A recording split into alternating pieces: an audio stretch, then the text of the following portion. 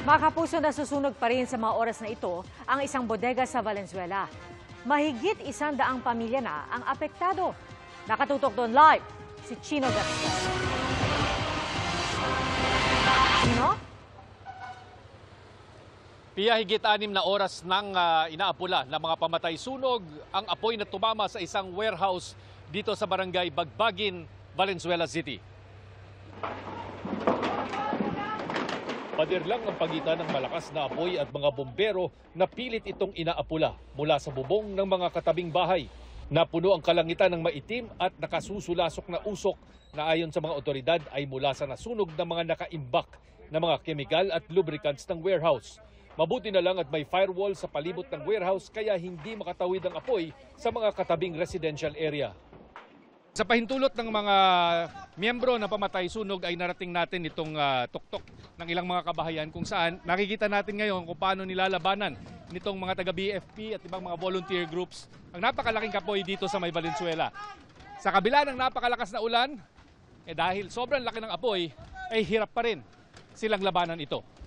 Pinalikas na ng Valenzuela local government ang mga residente habang hindi pa naaapula ang apoy at patuloy ang pagpasok ng makapal na usok sa kanilang mga bahay. 180 na pamilya mula sa 3 barangay, karamihan mga bata, matanda o may sakit ang pansamantalang pinatuloy sa 3 evacuation centers. It's a warehouse na medyo malaki na, a 90s warehouse na may supply ho ng paint materials, thinner, and hardwares, no? And then, yun nga ho, we're almost close to 4 to 5 hours na kami. And then, kumalat na ho sa neighboring warehouse, no? And unfortunately, yung sa warehouse ho, wala na masyadong tao naman doon, wala masyadong no casualty also, ay nagpauwi na rin ng mga trabahador. In that company, yung Hairco, 260 ang employees sila at that time. So sa awa ng Diyos, everybody's okay. Para po safe din sila. Saka po kasi yung usok, yun ho yung kinakatakot namin. Pag nalanghap natin, pwede hong mag-result sa iba pong illnesses.